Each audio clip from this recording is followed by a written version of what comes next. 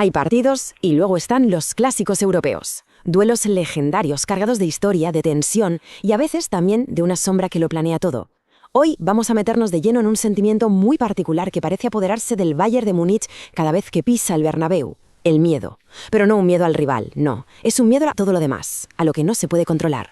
Venga, vamos al meollo de la cuestión. La pregunta fue muy directa, pero la respuesta es complicada. Es una mezcla de política de despachos, de polémicas arbitrales que han hecho historia y de fantasmas muy, muy recientes. ¿De dónde sale esa ansiedad, esa sensación que tienen en Alemania de que en el Bernabéu pasan cosas raras? Pues vamos a desgranarlo. Para entender lo que pasa ahora, primero tenemos que hacer un pequeño viaje en el tiempo. Porque en esta rivalidad, que es una de las más grandes de Europa, hay un antes y un después clarísimo. Un punto de inflexión que lo cambió absolutamente todo. Y aquí se ve perfectamente. Durante muchísimos años, el Bayern era la auténtica bestia negra del Madrid. De hecho, la última vez que consiguieron eliminarlos fue allá por 2012, en aquella tanda de penaltis agónica. ¿Pero qué pasa a partir de 2014? Pues que el guión da un giro de 180 grados. El Real Madrid se ha llevado las últimas 4 eliminatorias, un dominio total que, claro, en Múnich ha dejado una cicatriz muy profunda. Pero ojo, que lo interesante de esta historia es que el miedo no está solo en el césped. La primera pieza de este puzzle nos lleva arriba, muy arriba, al palco de autoridades, donde se juega otro partido, uno que no vemos por la tele. Fijaos en esto. El presidente de la UEFA, Alexander Ceferin, va a estar en el palco del Bernabéu. Y no es una visita cualquiera, no. Va invitado personalmente por Florentino Pérez. Es que hace nada eran enemigos públicos, ¿eh? A cuenta de la Superliga, se enfrentaron en los tribunales, se dijeron de todo, y ahora de repente han firmado la paz.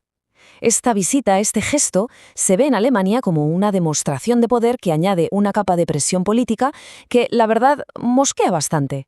Bueno, dejamos los despachos y volvemos a lo que nos gusta, al césped, porque los miedos del Bayern se alimenten, y mucho, de heridas que están todavía abiertas, de polémicas que han pasado hace nada, ya con el VAR funcionando, pero que han dejado la misma sensación de impotencia.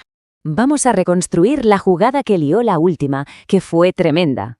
El Madrid acaba de remontar de forma épica. Estamos en el último segundo.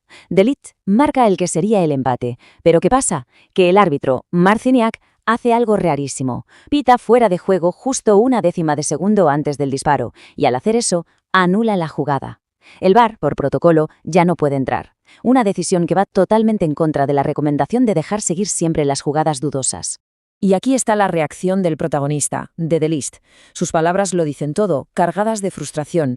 Ha sido una vergüenza. El jugador se quejaba de que en un gol anterior del Madrid, en una jugada también muy justa, sí se había dejado seguir. Y es esa sensación, la de que no se mide a todos con la misma vara, lo que alimenta de verdad la desconfianza del Bayern. Pero, si hay un partido que es el origen de todo este miedo moderno, tenemos que viajar a 2017, a una noche que en Múnich todavía se recuerda con una sola palabra, que lo resume todo: el robo. A ver, repasemos la secuencia de aquella noche con el árbitro Víctor Kasai, porque fue una detrás de otra. Primero, le anulan un gol a Lewandowski, que era totalmente legal. Después, en el minuto 84, expulsan a Arturo Vidal por una segunda amarilla, tras una entrada en la que toca balón limpiamente. Y ya en la prórroga, la traca final.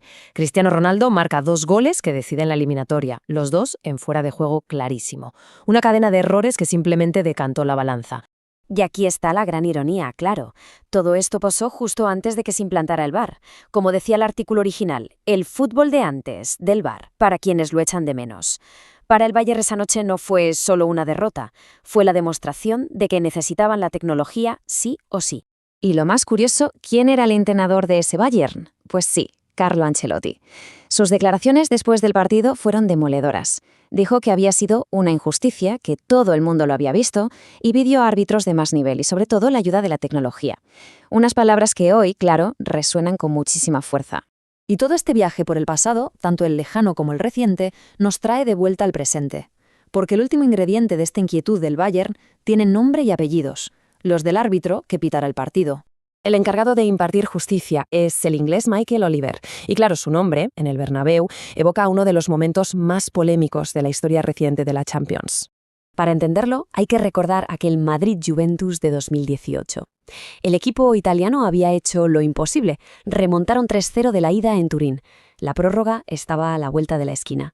Pero en el último suspiro del partido, Michael Oliver pitó un penalti muy polémico de Benatia sobre Lucas Vázquez. Las consecuencias de esa decisión fueron brutales para la Juve. Estaban a un segundo de forzar la prórroga y de repente se les fue todo al traste. El gran Gianluigi Buffon acabó expulsado por sus protestas y Cristiano Ronaldo, claro, no falló el penalti. El Madrid se clasificó. Fue una de las jugadas más debatidas de la última década, y el hombre que tomó esa decisión es el mismo que va a pitar al Bayern. Entonces, aquí está la clave. No estamos hablando de un hecho aislado, es la suma de todo. Por un lado, la presión política que se respira en el palco. Por otro, el recuerdo imborrable de errores arbitrales que les costaron eliminatorias. Y para rematar, la designación de un árbitro con un precedente tan bestia en este mismo estadio. Es, como se suele decir, el cóctel perfecto para la ansiedad.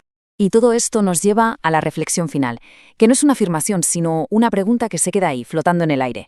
En partidos de esta magnitud, con esta tensión, donde cada gesto se mira con lupa, ¿hasta qué punto el peso de la historia, las polémicas y todo el ruido que hay alrededor pueden influir en la persona que tiene el silbato? Una pregunta que demuestra que a veces un partido de fútbol es mucho más que un partido de fútbol.